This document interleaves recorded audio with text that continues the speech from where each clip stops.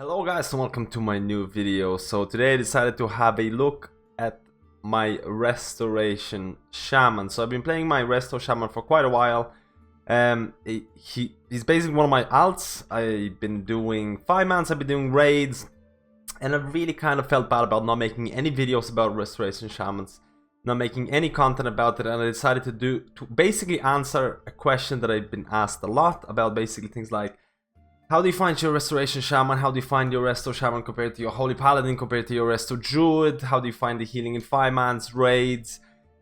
And it's asked a lot, because new people who want to play healers, new people who want to re-roll from other healers to another healer, and they're not sure exactly, should I invest my time into this class?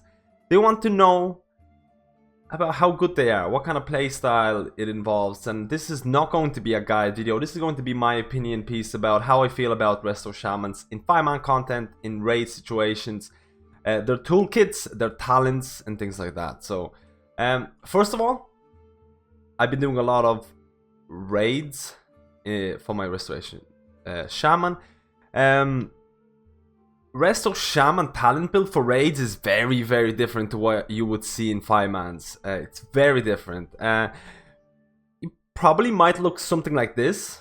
You have quite a lot of cooldowns. You have Ancestral Guidance, which is a 2-minute cooldown for the next 10 seconds. 20% of your damage or healing is converted into to healing up to 3 nearby injured party members. So it's a 2-minute cooldown. I use another kind of a totem cooldown, which is 1 minute. What basically it does is just absorbs damage. You have this, you have Cloud Burst, which is probably the core ability for raiding Resto Shaman. At the start, so Cloud Burst, what it kind of is, it's basically a totem that you place, you do your normal healing, and you feed in your healing into this totem, a portion of your healing into this totem. You can see here that I've stored up 600k, 700k healing, so when it's going to expire, it's going to heal up nearby raid members, and this actually makes the class a lot more difficult. This is one of those talents that at the start you're like, okay, whatever, I don't like, it's okay. At the start it was really kind of like, it might be good, it might be bad, I don't really care. But once you actually start playing Resto Shaman in raid content, because in 5-man content Cloud Burst Totem is not recommended, but in raid content you'll notice that, okay, so if I know the damage is coming in like 5 seconds, or damage is going to be, there's going to be a lot of damage needed, so I can actually pair up my Cloud Burst Totem with my Ancestral Guidance, because if your Cloud Burst Totem is about to expire, you can pop Ancestral Guidance and there's going to be splash healing from your totem and your Ancestral Guidance. So you have these kind of cooldown chains that you can do to line up with really incoming damage. Like, for example, you can pop up your Cloud Burst Totem and you have your artifact ability, the Gift of the Queen, which is basically supposed to be only used to feed in healing into your Cloud Burst Totem. So you kind of want to feed in healing through that artifact ability, and your Cloud Burst Totem is going to do a lot more healing. So you kind of like, you have these pockets during your raid or whatever, where you want to feed into Cloud Burst, where you want to line up your cooldowns. So it can be somewhat difficult to really line them up properly. So this is one of the reasons I made a video before about how Resto Shamans can be a little bit more difficult. But at the end of the day, it's all about, you know, riptiding, chain healing, healing rain, and using your tidal wave stacks, either healing wave or healing surge. That's what it's all about. Like, this is your basic raid spell priority, and after that you have the cooldown management, which on top of it can be quite difficult. But for raids, honestly, Resto Shamans are super fun class to play. Just look at it. You have your healing rain, which is a very good raid healing ability. You have your chain heal, which if you spec in the right talent, can be extremely strong. On top of that, you might have your, like, for example, I already spec'd into my Earth and Shield Totem, which is another area ability. Then you have your healing rain, your chain heal. Then you have your Spirit Link if you really want to help out your team members and raid members and things like that. So Resto Shaman is more probably, for me, it's one of the most fun raid healing classes, because it's just, if you're in a big raid or if there's a lot of people stacked up, you are the king. It just feels so awesome placing your healing rains, doing your chain heals, timing your cloudburst totems and things like that. On top of that, you're one of the raid healers that has 2 raid cooldowns. You have the Spirit Link totem and you have the Healing Tide totem. Healing Tide totem is the same like Tranquility or Aura Master or whatever. We're not going to compare the exact numbers, but you know, it's a big raid cooldown. And on top of that, like I said, you have Spirit Link, which can be used to cheese a lot of mechanics. And why this is the reason why a lot of people will consider Restoration Shamans to be the utility healers. But they are the utility healers, but they're also amazing raid healers, especially when people are stacked up, because no other healer has such strong AoE abilities. Like, you have really strong AoE spells that are focused on healing a group of people, and it feels really cool. It feels really cool when there's a lot of people take damage. On top of that, your mastery, which can be viewed bad or good depending on what kind of player you are. Your mastery increases the healing from your spells by up to a certain amount of mastery that you have based on the current health of your target. So if the target is really low and you're about to like do a really nice chain heal on that person and you have a lot of mastery, you can see their HP jump up. You can see that awesome mastery working, because the lower the person is, the more healing you do. Now, if you're doing farm content and things like that and no one dips below 80% or 70%, yeah, you're gonna be like probably not even looking at mastery. But if you're in progression and you see a lot of people low, there's nothing better than having healing rain, having chain heal, timing your cooldowns, timing your cloud burst. And cloud burst, like I mentioned before, you can detonate cloud burst at any time you want. So for example, if you feel there's not, the damage just came in, but there's not going to be more damage in the next 5 seconds, I can just press it again and use my cloud burst. So cloud burst is one of those talents where it seems relatively easy, but it can be really hard to master, and it can be a super strong tool when used correctly, especially with other cooldowns, like for example, like Valence, Ancestral Guidance, your artifact ability. So it's a sort of class that you can pick up quite easily, but there is a lot of room for improvement. There is a lot of room for improvement. There is a big difference between someone who might not know how to play Restoration Shaman to someone who is really a veteran player.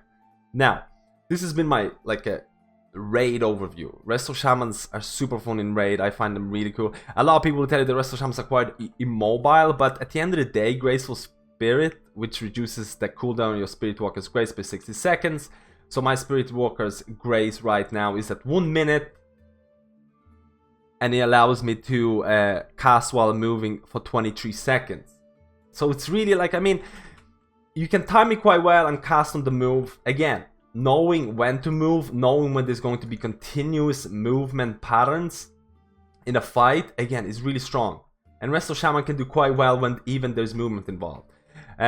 It's different if you're going to look into like legendaries, because there's a lot of legendaries that are quite strong. For example, the legendary legs. Standing still causes you to send deep roots into the ground, healing you for 3% of your maximum health. So it kind of wants you to stay still. And by standing, you might be looking at this legendary like, why is that good? You're just standing still and healing yourself. The point is that standing still and healing yourself is going to feed into your cloud burst. It's going like, there's so many little mechanics that are to deal with this one single talent that makes the class so much more complex. And like I mentioned before, you have so many AoE abilities that is just insane. You're a good class at AoE healing. And on top of that, you also have the tidal waves. So the tidal waves, where is it? Cast time of your next healing wave is reduced by 42. It depends. Critical effect chance of your next healing surge is increased. So basically what it means, you're gonna get these tidal waves from multiple sources. Things like Riptide, things like Chain Heal. You're gonna get 1 or 2 depending on the talents you choose, which I'll show you in the raid, in the 5-man scenarios. And once you chain healed and you feel there's not enough AoE healing needed, there's only 1 or 2 people taking damage, you're just gonna go healing wave, or you're gonna go healing surge if you need that really good crit. And you, from being really good AoE healer, you become a good single target healer, a good So you kind of cover all of the bases. But now, let's cover what it looks like to be a Resto Shaman in 5-man. So from being this super strong AoE healer in raid scenarios, you go into the 5-man scenarios. And it's not uncommon to see like a talent build something like this in 5-mans. Crashing waves, which Riptide grants an additional stack of tidal waves. So all of a sudden, instead of 1 tidal wave, so you're getting 2 tidal waves from just 1 Riptide. So you get to cast more healing surges, you get to cast more healing waves. Great. Probably Ancestral Vigor for 5-mans. You're not gonna look to get Cloudburst Totem in 5-mans. You're gonna be looking at something like Echoes of the Elements. Riptide Healing Stream Totem Lava Burst now has 2 charges, so you can technically get 1 Riptide, you get 2 tidal waves. You use them both up, you can click Riptide again because you get 2 charges of Riptide, and also Healing Surge and Healing Stream Totem and things like that. Healing Stream Totem is just literally something that you press and it just heals. It's literally, I think it's one of the most pointless spells in the game.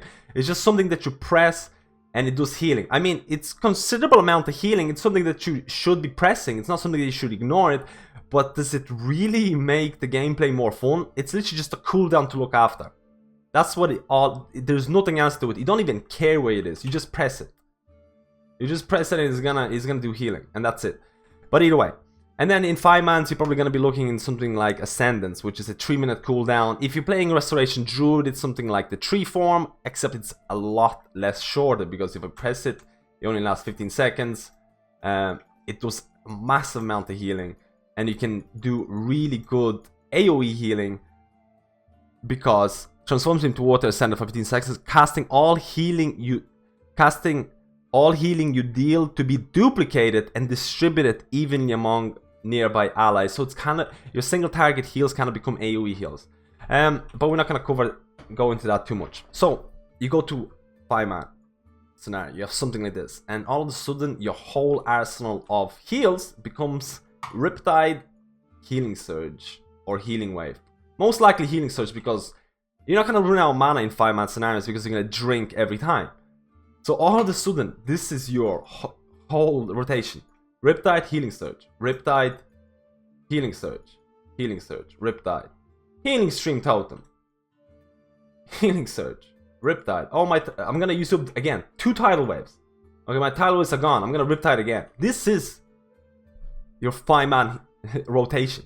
It is borderline stupidly simple. I mean, a lot of the classes and a lot of the spells have been dumbed down, have been pruned. This is too simple. This is not enough. I feel it makes Resto Shamans one of the most boring 5-man healers. Now, full discretion, I haven't really played the priest class yet fully, but among the other healers, this makes the rotation super simple and in many ways super boring. But again, Blizzard has fallen onto the path of Restoration Shamans are also a utility kind of healer in 5-mans, because you do have wind shear, you do have an interrupt. I think you're like the only healer in the game who has an interrupt, and it's on a 12-second cooldown, which is incredibly low. You also have an you have a slow, you have an AoE stun. Keep in mind it does require some detonation time, but you have these really important utility tools in 5-man content. So I can almost see what Blizzard was thinking. It was like, we're gonna make this class really simple in 5-man scenarios, but you have to worry about interrupts, you have to worry about stuns, you have to worry about following your party leader's instructions and things like that. But my personal opinion, Resto Shamans can be one of the most fun healers in raid, especially if you love AoE healing. Mana is pretty decent as a Restoration Shaman. You can really not lose mana because you have Resurgence and things like that. Resurgence kind of gives back a percentage of your mana spent based on the spells that you use, which is really cool. If you're running out of mana too much, you can stop chain healing and you can just start healing waves with the tidal waves. Works great. Now you go into the 5-man content and you're back to Riptide and Healing Surge, and then Interrupt and Stunning. I mean, this is my personal opinion. Let me know how you feel about this. For anyone who's looking to play a Restoration Shaman and wants to know my opinion about this, I feel Resto Shamans are extremely strong. They're strong in 5-mans, they're strong in raid environments. It just depends on kind of playstyle you like. I think their playstyle is really, really amazing in raid scenarios. There's no other healer who has that many AoE spells available, like area effect spells available in the game. I don't think there's any here that's similar to what a Restoration Shaman provides. But all of that fun is kind of taken out in a 5-man. All of that fun is super simplified. My personal opinion, if you're looking into Restoration Shaman, I would only play it for raids and maybe a couple of more mythics.